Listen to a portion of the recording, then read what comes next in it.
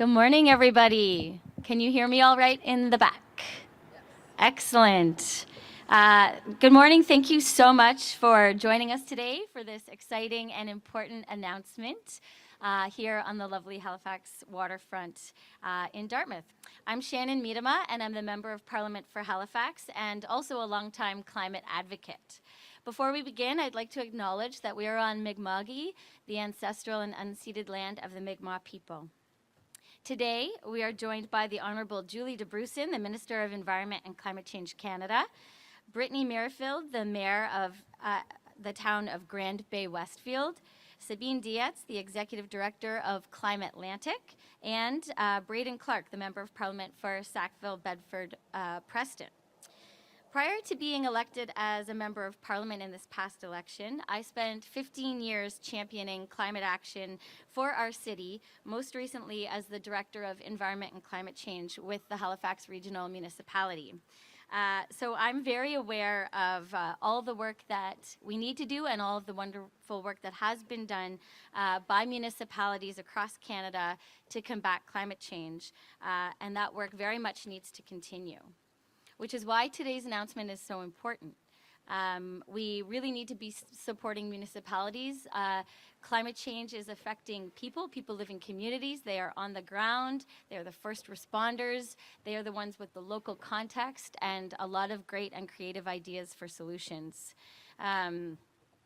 And true climate action takes so much more than just responding to extreme weather events. It takes a proactive approach to build more resilient communities that are better equipped for whatever lies ahead. And here in the Halifax Regional Municipality, I'm proud to say that we have one of the most ambitious climate action plans in Canada called Halifact, standing for Acting on Climate Together. It's a plan that brought together support from various levels of government, private, and public sector organizations. Plans like these are ambitious and needed, but they can't happen without the support required. On a federal level, we have an incredible leader at the forefront of our environmental policies, Minister Julie DeBrusin. She's working across government to not just build Canada strong, but to build Canada well with a climate competitive economy. Her work includes modernizing the Canadian Environmental Protection Act, including the development of the ban on single-use plastics, and placing responsibility on the producers of waste to ensure that their items don't end up in the landfill. She's promoted the critical need for a transition from fossil fuels to a clean, green economy. As a local resident who relies on cycling, walking, and transit to get around her city, Julie is committed to federal support for public and active transit infrastructure, which is crucial to the development of our communities also here in the Halifax Regional Municipality. I'm honored to be able to work alongside Minister DeBrusin, and am pleased to introduce her to you all today as she joins us to make an important announcement. Over to you, Julie.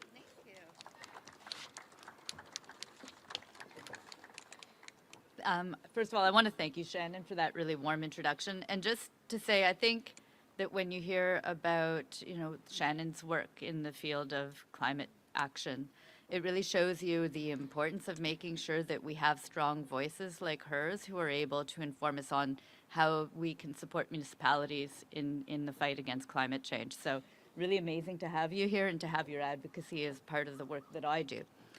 Alors, bonjour à toutes et à tous. Hello, everyone. It's wonderful to be here in beautiful Dartmouth, Nova Scotia's City of Lakes, joined by Mayor Brittany Merrifield and Climate Atlantic Executive Director and FCM Board Member Sabine Dietz. You just heard it, but it needs to be repeated because I don't think we can say it often enough, which is that climate change is no longer a distant threat. It's here. It's accelerating, and it's impacting communities across the country, including here in Nova Scotia. Climate change isn't a problem for tomorrow. It's a reality that we're living today. And every community in Atlantic Canada is on the front lines of its devastating consequences as they face intensifying extreme weather and wildfires. My job as the Minister of Environment and Climate Change is to fight climate change, protect communities, and to build a strong, sustainable economy for our future generations. And I'm committed to doing exactly that.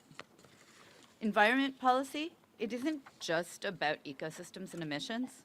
In 2025, it's also very much about building a strong, environmentally and economically resilient country. and it's about building resilience in the face of escalating costs from climate change damage in our communities. In Canada, insured losses from severe weather events have exceeded $3 billion every year since 2022, with the 2024 record reaching over $9 billion. That's more than the annual budgets of some provinces, wiped out by a single year of climate-related impacts.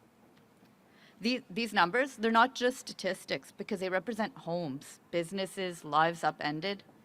And so we can talk about the dollar amounts, but this is also very much about protecting our communities. Storms, floods, wildfires like the ones that Nova Scotians have faced in the last week are hitting harder and more often. And the only way forward is to plan ahead, build smarter, stronger roads and bridges, reliable water systems, backup power, safe evacuation routes, and so much more. Canadians need infrastructure for the realities of today and the challenges of tomorrow: safe homes, affordable living, and thriving local economies. That's why I'm really pleased about the announcement that I'm making today. It's an announcement of the work that the Government of Canada is doing through the Federation of Canadian Municipalities. And the work that we're doing together, that we're announcing today, is investing in around $5.2 million in 70 municipalities. Of these 70 municipalities, 11 are right here in Nova Scotia. Today's investment under the Green Municipal Fund's Local Leadership for Climate Adaptation initiative is about building smarter, safer, stronger communities from coast to coast to coast. The Local Leadership for Climate Adaptation will help communities strengthen resilience by developing climate adaptation plans, creating climate-focused asset management strategies, and conducting community-wide climate risk assessments. It's a whole lot, but I'll also say it's about empowering local communities to protect their communities from what we're facing from climate change. Alors aujourd'hui, j'ai le plaisir d'annoncer que le gouvernement du Canada, par l'entremise de la Fédération canadienne des municipalités, investit environ 5,2 millions de dollars en 70 municipalités. Cet investissement dans l'initiative Leadership local pour l'adaptation climatique du Fonds municipal vert servira à bâtir des collectivités plus ingénieuses, plus sûres et plus fortes, d'un océan à l'autre. Il aidera les collectivités à accroître leur résilience par l'élaboration de plans d'adaptation climatique et puis aussi, par la création de stratégies de gestion des actifs et par la réalisation des risques climatiques à l'échelle de la collectivité. C'est vraiment pour donner aux municipalités tout ce dont ils ont besoin pour protéger leur communauté. The Local Leadership for Climate Adaptation initiative is more than just funding. It's about skills, it's about tools and support for long-term proactive climate action. So every community has a fair shot at a resilient future. And municipalities, like you just heard from the work that Shannon was describing, municipalities are on the front lines of this work. And we are here together to ensure that they have the resources they need. In Canada, our climate has changed, and we continue to fight for our environment. We will also invest in protecting our communities. Building climate resilience isn't just the right thing to do, it's the economically smart, fiscally responsible, and safest choice for Canadians. So let's keep working together to reduce risk, to protect lives, and make our communities healthier and stronger for generations to come. And with that, I want to thank you, and I'm going to be passing it over to Mayor Brittany Merrifield from Grand Bay Westfield, board member of FCM, but also somebody who was talking about the importance of this kind of work for smaller rural communities, which can sometimes be overlooked when we talk about larger projects. So I'm really looking forward to hearing more about what she has to say. Thank you.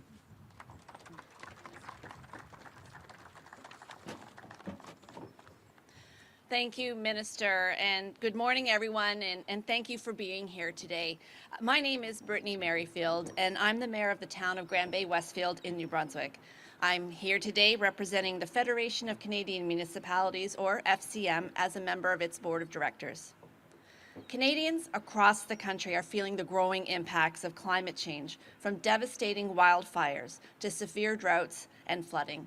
Here in Atlantic Canada, wildfires have burned over 10,000 hectares this summer alone, and we're bracing for another active hurricane season. In my own community, we too have felt the direct impacts of climate change, with once-in-a-century floods in 2018 and 2019. As local leaders, we have a responsibility to protect our residents in the face of this changing climate.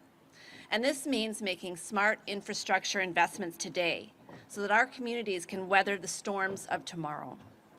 Municipalities build and maintain 60% of the critical infrastructure that Canadians rely on every day. Adapting that infrastructure for an uncertain future can be a daunting task.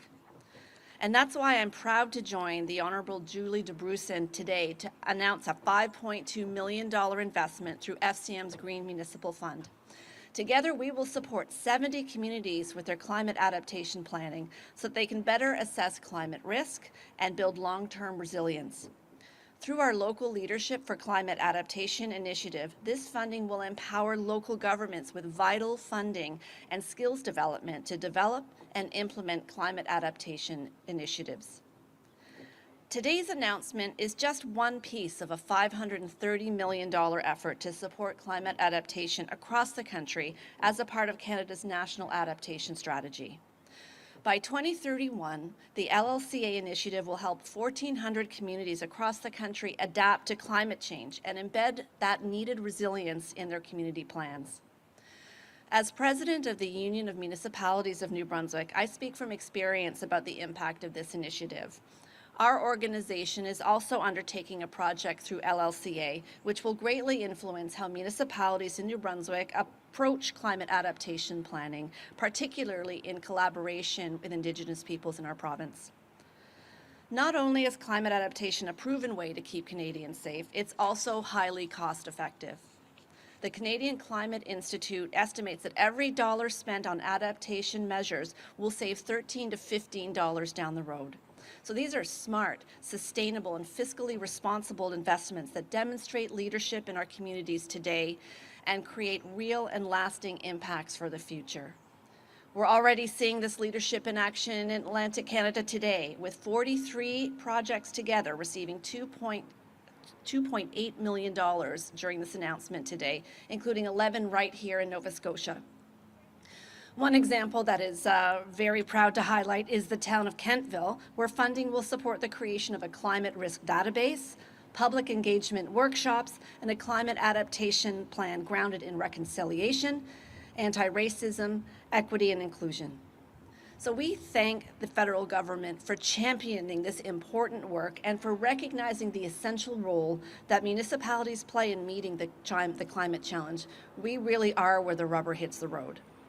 Together, we're building a more resilient, more sustainable Canada, one community at a time. So thank you, and I'll now turn it over to Sabine Dees. Sabine? Thank you very much. Thank you very much for having me for this announcement this morning, Minister. As it is abundantly clear, the impacts from climate change are really severe, and we feel them particularly, I think, in Atlantic Canada. Our organization, Climate Atlantic, works across Atlantic Canada to ensure that Atlantic Canadians, institutions, and agencies have the information about future climate risks so they can make informed decisions about infrastructure, investments, and communities. Information generated by our national climate services provider, the Canadian Centre for Climate Services, ensures that we can provide a free service supported by all 4 Atlantic provinces and the federal government. And we do this work with over 50 partners, collaborators, and a team of 25. Our own growth over the last 25 years has shown the increase in demand for this kind of service. Managing the risk from climate change requires investments at all levels to support Atlantic Canada in becoming climate resilient.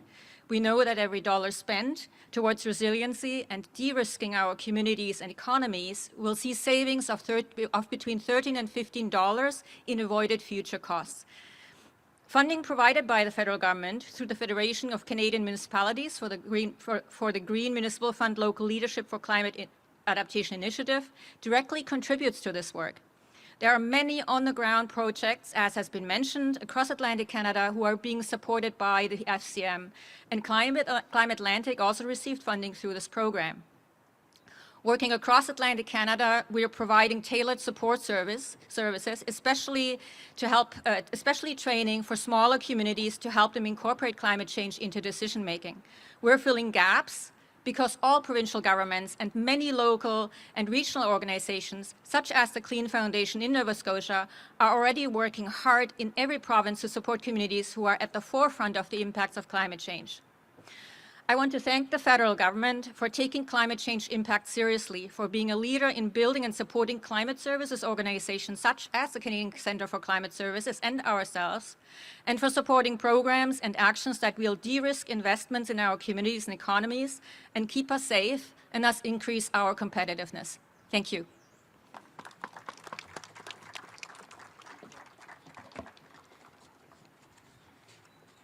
Thank you very much, Sabine.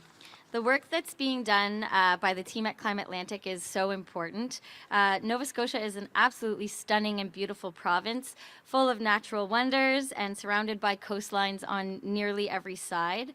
And while this gives us the opportunity to explore Canada's ocean playground, it also leaves us, obviously, as we've discussed, very susceptible to climate disasters and extreme weather events. And as has been mentioned, in recent years, we've faced increasing severity and frequency of these events. In 2023, we had the flash flood, the wildfire in Tantallon, and a hurricane. So we need to work hard to prepare for future risks while urgently addressing also the root of the problem of climate change. This work requires all levels of government to work together. So I'm pleased to see this partnership from our federal government and 11 municipalities throughout our province here in Nova Scotia. When we work together, we get results. With coastal protection now in the hands of municipal governments, I hope to see some of this funding used to ensure that our coastlines across the province are protected. The Local Leadership for Climate Adaptation initiative, as mentioned by Minister de Brussen, will provide funding to community, but it will also provide, as was mentioned by Sabine, information, support, and crucial skill sets to navigate our climate future. I actually had the privilege of being on the advisory table for LLCA for large municipalities for over a year while I was the director at Halifax. And I was completely impressed with the caliber and professionalism of the team at FCM and all of the deep consultation and engagement that they did with large municipalities, small Indigenous communities, economists, etc. They really created a very sound and robust funding program. My time with the HRM made it clear that municipalities are, of course, at the forefront of climate action, and I'm pleased to see our government recognize this and continue to provide this much-needed support. And it's very much appreciated by communities, I know. So thank you so much, Minister de Brussen, Mayor Merrifield, and Sabine Dietz for your words today, and to everyone in attendance for coming. We will now pass it over for questions from the media. I think Malachy will be doing that, so thank you so much. Check. Cool. Hello, my name is Malachy Schwartz. I'm with Minister de Brussen, and I'll be moderating today's media availability. In the interest of time, please keep it to one question and one follow-up, and please state your name and your media outlet before posing your question. I have the mic right here if any journalists want to come and ask the question into the mic here. Bonjour, Kira Morellon avec Radio-Canada. Ma question, c'est pour la ministre. Comment est-ce que vous avez choisi les municipalités qui vont avoir ce financement? Alors, ce programme, c'est avec FCM, et je m'excuse parce que je n'ai pas le mot en français mais c'est le fonds, je pense, pour communautés vertes. Et c'est vraiment avec eux que les communautés sont choisies. Alors, ça, c'est pourquoi nous avons 70 municipalités partout au pays, mais avec 11 ici en Nouvelle-Écosse. Ma prochaine question serait pour Sabine, s'il vous plaît. Comme on le sait, il y a un ouragan qui longe la Nouvelle-Écosse en ce moment. Je sais que vous avez beaucoup parlé des effets des ouragans qui s'intensifient dans la région. Qu'est-ce que ça veut dire d'avoir un financement comme ça pour que les municipalités soient prêtes alors qu'on évite de justesse un ouragan?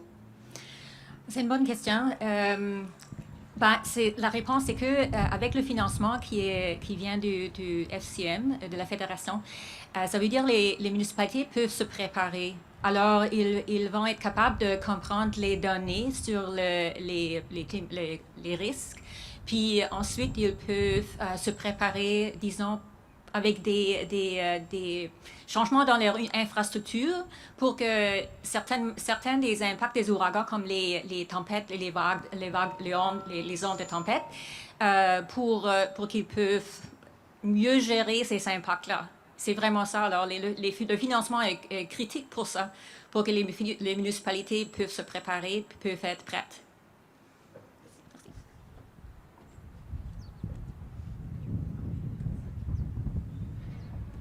Hello, my name is Molly McNaughton, and I'm asking questions on behalf of CBC Ottawa, and it's for Minister DeBrusen. So my first question, how do you plan on meeting your emissions reduction targets for 2030 and 2035? So, as you know, Canada is committed to getting to net zero by 2050, and much of that work happens through working through the regulations that we have. For example, the industrial carbon price does an important part of reducing our emissions, as does making sure that we have clean electricity across our country. Canada has one of the cleanest grids in the world. We should be really, really proud about that. As we grow as a country, as we grow our industry and require more electricity, as we move to electrification, we need to make sure that that's done in the right way and that if we have clean electricity. It also helps to attract foreign investment in our country. Just yesterday, I was even talking with people who were saying that they had been talking with people who were looking for the opportunities in Canada. And one of the things that they were saying is that they were attracted to our country because we have such a clean grid. So as we highlight the work that we're doing to get to net zero, I also really want to highlight the fact that it's an economic opportunity that is driving innovation here, but also driving people to look to our country as a place for investment. Thank you. And my next question, will you provide an update on your emissions reduction plan? We will absolutely be providing an update. That's part of our regular updates that we provide to Parliament, to our country. So, but it also gives me a moment to highlight something really important, I think, which is that when I was first elected 10 years ago, so, under the previous Conservative government, our emissions were going up and there was no path to coming down. They were going up. And we have actually put ourselves on track where our emissions are bending down, even as our economy grows, even as our population has grown. So we are at a point now where the technical word they use is decoupling. But we're at an exciting moment in our country where we've actually seen emissions coming down at that very moment that our economy is growing. And that is something that I am absolutely committed to making sure we continue to do, because it's about not only when we talk about the economics, it's about a strong economy, but when we talk about how we're going to build Canada for the future, we need to build it as a resilient future that really respects being done well. So that's my commitment to continue doing it, and you will be getting an update.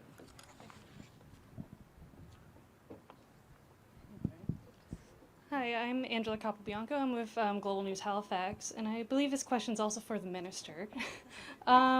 Yeah, with concerns of climate change, especially in the Atlantic region, with wildfires, hurricanes increasing every year, I guess I'm wondering if you can elaborate a bit about how these types of projects or funding can really help mitigate climate change impacts that we're seeing. Yeah, and thank you for that question. And when I was looking through some of the types of things that have been done in the past, some of it will be in the form of backup generators. Some of it will be in the form of stormwater management. Some of it will be in the form of building dikes. It's going to change by community, right? What the community needs will be different. And that's what I think is so amazing about this fund and about the way this program works, is that it really respects community leadership in deciding what is the right thing that their community needs. Because as we speak of all 70 communities coast to coast to coast, what they're going to need to fight these types of events and to protect their communities is going to be different. But that gives you kind of a flavor for the types of examples of what they may choose to do.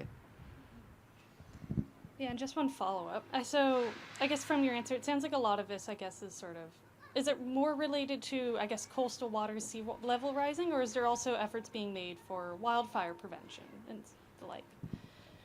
Because the communities are in different locations right across the country, so they're not all coastal communities. Here in Nova Scotia, you will have many coastal communities, but across the country, there will be different adaptation risks. This is to empower local communities to protect their communities from these natural disasters.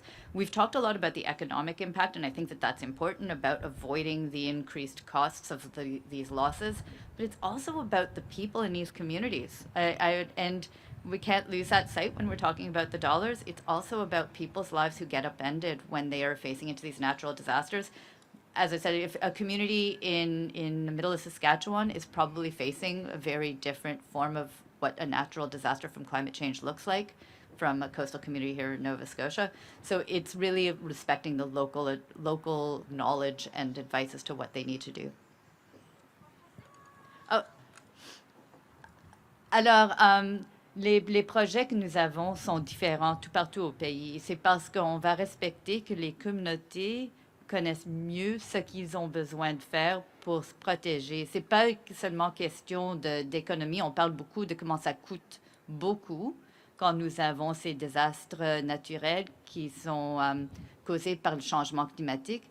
Mais c'est aussi qu'il y en a des gens, à chaque fois, on parle de gens dans les communautés qui vont voir les impacts, qui vont perdre leur maison, qui vont avoir leur travail qui va être, qui ne peuvent pas travailler pendant une période de désastre naturel. Comment ça fonctionne dans les communautés va être très différent. Si on est en Saskatchewan, au centre de Saskatchewan, qu'est-ce qu'ils vont voir comme désastre naturel causé par le changement climatique va être très différent d'une communauté ici, près de l'océan, ici en Nouvelle-Écosse. Alors, ça va être différent, et qu'est-ce que ces fonds vont faire, et ce que moi j'aime bien avec ces fonds, c'est qu'on va respecter que les communautés, ils savent mieux donc quoi ils en ont besoin, et cela leur donne ce qu'ils ont besoin pour se protéger eux-mêmes. Any last questions? Oh. Just one more. Yes.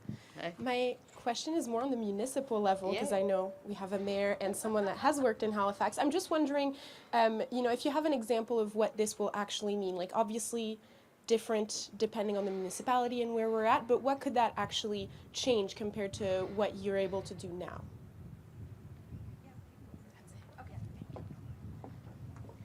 That's a great question, and I could give an actual example, not from this specific fund because it's new fund, but what an adaptation project here locally looks like that the municipality here in Halifax has been working on, and it's on Shore Road, just further down the harbor here, and they used some funding from, at the time, Infrastructure Canada. They have a natural infrastructure funding program that was very new, where it was incentivizing communities to look at natural solutions to climate impacts. And so Shore Road is eroding very quickly because of impacts. And so they are trying to simulate like a cobblestone beach and trying to do some public amenities and do it in a really natural way with these funds that are matched by the city to try and safeguard the road that the cars are using, also enhance kind of the shoreline and the coastline, and that work's been underway for a couple of years and isn't done yet. So that's one example just close by.